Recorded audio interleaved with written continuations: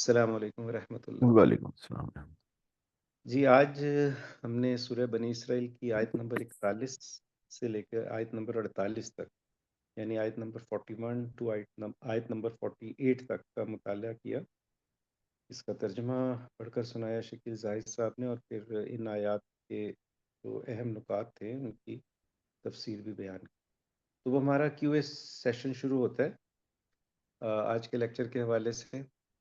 تو شکیل صاحب، اس میں میرا ایک چھوٹا سا سوال تھا۔ یہاں پہ ایک ذکر ہوا تھا کہ جو کچھ 7 آسمانوں اور زمین کے درمیان ہے وہ اللہ تعالیٰ کی جو ہے وہ ثنا کر رہا ہے، تعریف کر رہا ہے۔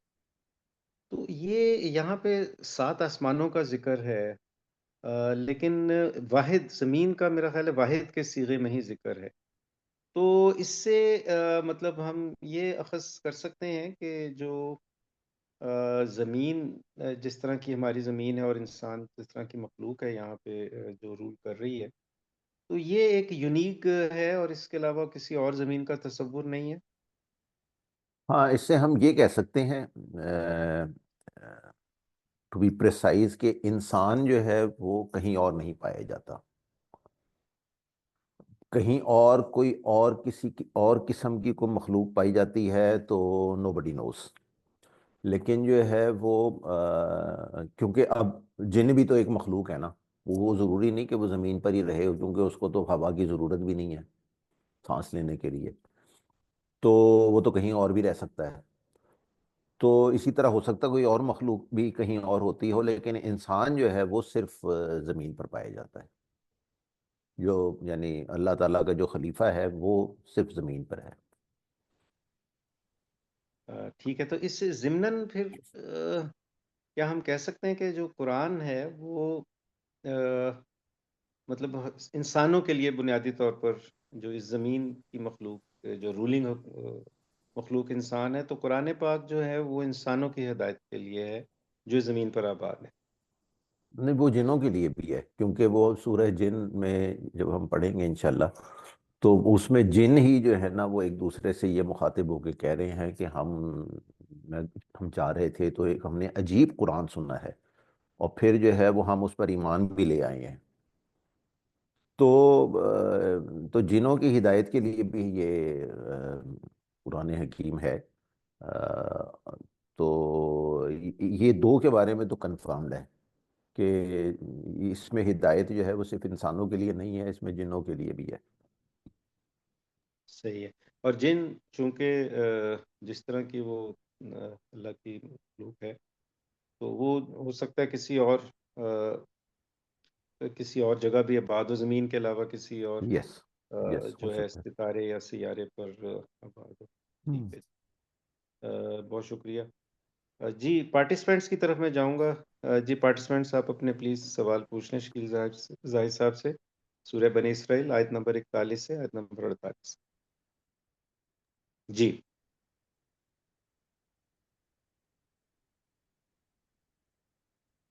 وہی صاحب، فروغ بھائی کوئی سوال آپ کے ذہن میں؟ رانا صاحب، زرار بھائی۔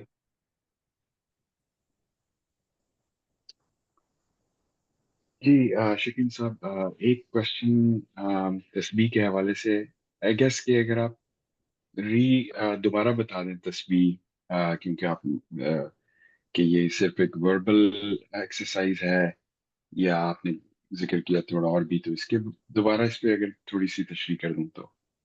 جی میں نے یہ بتایا تھا کہ لفظ سبح، یس، یسبح، یہ جو اس کی جو بنیاد ہے اس کا مطلب ہے پانی کے اوپر تیرنا۔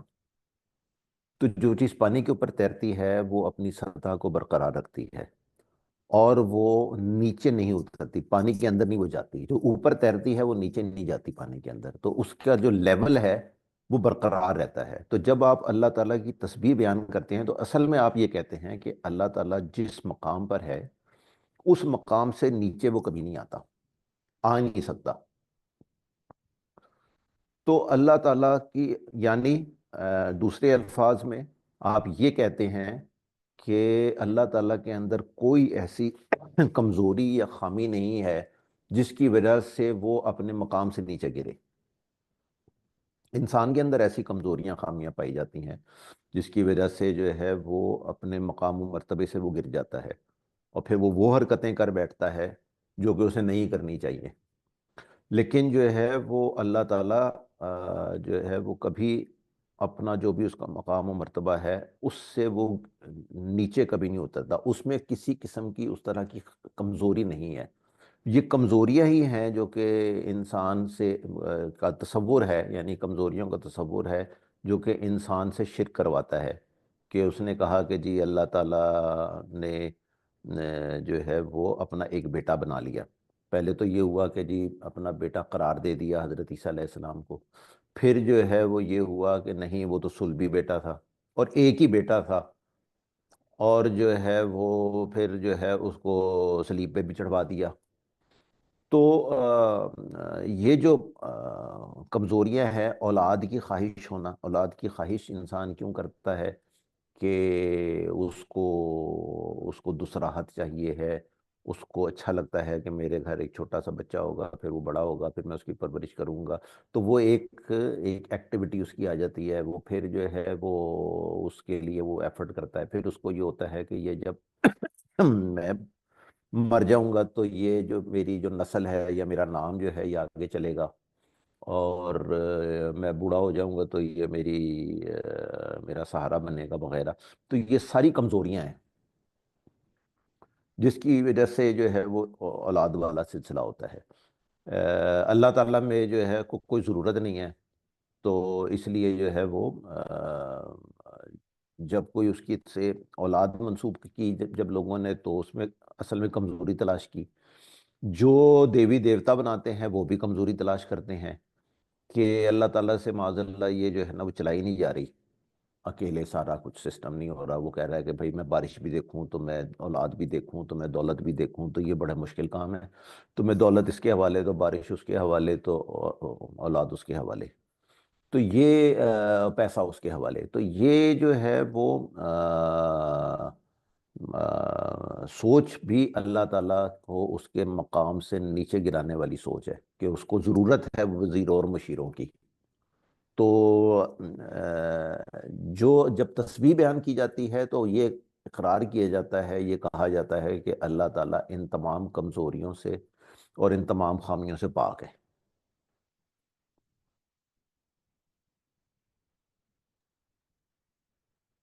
جی رائٹ. تو یعنی فالو اپ اس کا ہے کہ اس کی ایک سوچ بھی اگر آپ اس طرح کی رکھ رہے ہیں جس طرح آپ نے بیان کیا، تو وہ بھی ایک تسبیح ہے.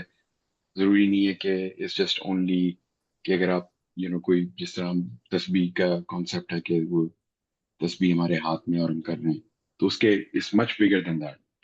یس یس یس یس. اچھا. وہ جو ہے نا ایک وہ جو ہم سبحان اللہ کرتے رہیں اور دھیان ہمارا کسی اور طرف ہو تو اس سبحان اللہ کا کوئی فائدہ نہیں ہے. تو اصل میں تو یہ آپ کے اپنے اندر ایک تو آپ کا اپنا کانسیپٹ صحیح ہو، اور پھر جو ہے وہ جہاں اس بات کو بیان کرنے کا موقع ہو یا ضرورت ہو، دونوں باتیں ہیں، یا تو موقع ہو یا ضرورت ہو یا دونوں ہو، تو جو ہے وہاں اس بات کا برملا اظہار کرنا یہ بھی تسبیح ہے. جی شکریہ. جی پارٹیسپینٹس، اور کوئی سوال آپ کے ذہن میں ہے پلیز کر لیں.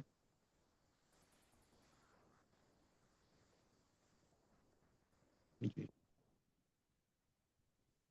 ٹھیک ہے. اچھا شکیل صاحب، یہ ایک جو آخر میں ہم بات کر رہے تھے کہ جو ہدایت نہیں ملتی ان لوگوں کو جو آپ صلی اللہ علیہ وسلم کے بارے میں جو غلط بات کرتے ہیں یا کوئی گستاخانہ مطلب کوئی بات کر دیتے ہیں ایسی، تو ان کو ہدایت ہی نہیں ملتی کہ وہ صحیح ٹریک کے اوپر آئیں. تو یہ تھوڑی سی مطلب پھر اگر کوئی ایسا شخص مل جاتا ہے تو کیا اس تک اس کو ہمیں جو ہے اس کی تصحیح کرنا یا اس کو سمجھانا یا اس سے انگیج ہونا نہیں چاہیے؟ اگر ہمیں یہ اگر پتہ بھی ہے کہ اس ہدایت نہیں ملنی، تو اگر کوئی اس طرح کی کوئی بات کر رہا ہے تو کیا اس کی تصحیح کرنے کی ضرورت نہیں ہے ہمیں؟ نہیں ایسے نہیں ہے. دیکھیے ہماری ڈیوٹی جو ہے نا وہ یہ نہیں ہے کہ ہم لوگ نے لوگوں کی تصحیح کرنی ہے. ہماری ڈیوٹی یہ ہے کہ ہم نے ان تک پیغام پہنچانا ہے. کسی کی تصحیح ہوتی ہے نہیں ہوتی ہے، کوئی گمراہی سے راست پر آتا ہے یا نہیں آتا ہے، that is none of our concern. ہمارا کنسرن ہے کہ جو ہم سے پوچھ کس بات کی ہونی ہے. ہم سے پوچھ یہ ہونی ہے کہ تم نے فلانے شخص کو دیکھا جو کہ غلط راستے پر تھا، تم نے اس کو صحیح بات بتائی کہ نہیں بتائی. اس کے بعد اس کے ساتھ کیا ہوتا ہے، وہ مانتا ہے یا وہ نہیں مانتا، یا اس کو اللہ تعالیٰ ہدایت دیتا ہے یا نہیں دیتا، وہ اللہ جانے اور اس کا بندہ جانے. ہمارا اس سے کوئی لینا دینا نہیں. ہم نے تو اپنی ڈیوٹی دینی ہے. تو ہماری ڈیوٹی تو یہ ہے کہ ہم کسی شخص کو اگر کوئی غلط بات اس کا کوئی غلط بات کہتا ہے یا کوئی غلط بات سوچتا ہے تو ہم اس کو جو ہے وہ صحیح بات بتا دیں. یہ ہماری ڈیوٹی ہے، تو وہ تو ہم نے کرنی ہے. صحیح، بالکل ٹھیک ہو گیا. اچھا جی، مزید کوئی سوال نہیں ہے پارٹیسپینٹس کا مجھے لگتا ہے، تو پھر جی. ہاں جی. اس میں یہ ہے کہ ہم کئی لوگوں سے ایسے ملتے ہیں جن کا وہ چیز نہیں ہوتی، وہ ہمارے مطلب اس کے مطابق نہیں ہوتے. مطلب ہمارے مطابق سے مراد میں یہ لے رہا ہوں کہ حضور پاک صلی اللہ علیہ وسلم کی جو مطلب وہ آپ سمجھتے ایک فرقہ ایک ہے یہاں پہ جو نہیں مانتے، تو انہیں یعنی کہ پریچ کرنا پڑے گا ہمیں سے اس بارے میں. ہماری اس کیا پہ نہیں پوچھ مانتے؟ ہو، وہ کیا نہیں مانتے؟ مطلب جو مرزائی حضرات جو ہیں اس طرح کے، ہاں ہاں. ہاں، انہیں ہمیں تبلیغ کرنی چاہیے. اگر نہیں کرتے تو ہم اس میں گناہ گار ہوتے ہیں. دیکھیے ہاں ہم ان بالکل سے ہوتے ہیں. ہاں ہاں ان سے بالکل ہیں. روز ملتے ہیں، روز کا ملنا جلنا ان سے ہمارا ہے. دیکھیے لیکن ہاں آپ بات پوری کر لیں. نہیں، بس میں نے بات کرنی بھی سوال آپ سمجھ گئے ہیں سوال ہاں میں اس سمجھ بارے گیا میں. ہوں. اچھا دیکھیے جو ہے نا جو قادیانی طبقہ ہے نا وہ اس کا تو چونکہ وہ تو کافر ہیں. وہ کافر اس لیے ہیں کیونکہ وہ ایک جھوٹے کو نبی مان رہے ہیں، اس لیے وہ دار اسلام سے خارج ہیں. اچھا اب ہمارا جو ہے وہ جو جو ہماری ڈیوٹی ہے وہ یہ ہے کہ ہم ان کو یہ بتائیں کہ جو ہے وہ جس شخص کو تم نبی مان رہے ہو وہ نبی نہیں ہو سکتا، کیونکہ جو ہے وہ آپ صلی اللہ علیہ وسلم کے اوپر جو ہے وہ نبوت کا سلسلہ ختم ہو گیا. اب ہم بے شک ہم اس سے روز ملتے ہوں، لیکن ہم نے اس کو روز کہنا بھی نہیں ہے. بات جو ہے وہ تب کہنی چاہیے ہے جب ہمیں لگے کہ اس کو کہنے کا کوئی فائدہ ہوگا. اگر جو ہے وہ ہم نے بات کہہ کے گنوانی ہے تو پھر اس کی بعض اوقات اس کا جو ہے وہ الٹا اثر بھی نکل آتا ہے. تو ہر دفعہ جو ہے وہ ہم نے فائر نہیں کرنا.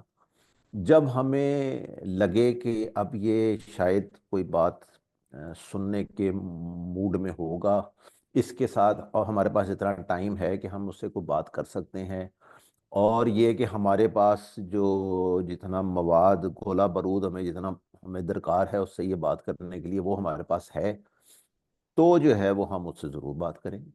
اور اس کو ایک آدھ دفعہ اس کو جو ہے وہ بات اچھی طرح سے جب آپ کو وہ والا موقع ملے آپ اس کو پوری طرح وہ بات سمجھا دیں کہ جی جو ہے وہ ہمارا خیال یہ ہے کہ آپ کے یہ نظریات غلط ہیں اور اس وجہ سے غلط ہیں کہ جو ہے وہ نبی کی اب کسی نئے نبی کے، کیونکہ مسئلہ جو ہے وہ غلام احمد قادیانی کا نہیں ہے. وہ تو مسئلہ تو یہ ہے کہ غلام احمد قادیانی کے بعد بھی وہ تو مانتے ہوں گے نا کہ کوئی اور بھی آ سکتا ہے. پھر تو اگر وہ ایک غلام احمد قادیانی آ گیا تو پھر اس کے بعد بھی کوئی اور آ سکتا ہے، یا تو ابھی بھی موجود ہے یا آنے والے وقت میں آ جائے گا. وہ تو اس طرح سے سوچتے ہوں گے نا کہ قیامت تک نبی آتے رہیں گے. تو اس کو یہ بتانا کہ جی نبی کی کوئی ضرورت موجود نہیں ہے.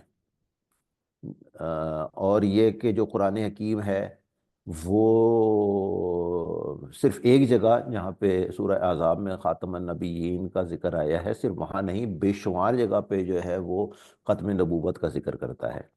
تو اس لیے جو ہے وہ کوئی جب نہ ضرورت ہے نہ جو ہے وہ اور قرآن حکیم جو ہے وہ بار بار یہ بتا بھی رہا ہے کہ جی کسی اور نبی نے نہیں آنا، تو جو ہے وہ پھر یہ عقیدہ جو ہے وہ رکھنا آپ کی غلطی ہے. آپ جو ہے وہ اس غلط عقیدے کے باعث جو ہے نا آپ کا انجام برا ہو سکتا ہے. تو یہ بتا کے جو ہے وہ اپنی ذمہ داریاں پوری کر دیں. That's it. شکریہ. جی فاروق بھائی کا بڑا اہم سوال تھا، اس کا بڑا مناسب جواب بھی آ گیا. ٹھیک ہے جی، ہم پھر آج کے اس کیو اے سیشن کو ختم کرتے ہیں. سورہ بنی اسرائیل کے جو آیت نمبر 41 سے 48 تک کا تھا، اس دعا کے ساتھ کہ اللہ تعالیٰ ہمیں قرآن پاک کو پڑھنے کی، سمجھنے کی، اس پر عمل کرنے کی اور آسان طریقے سے اللہ کے پیغام کو آگے پہنچانے کی توفیق عطا فرمائے. آمین. السلام علیکم ورحمۃ. وعلیکم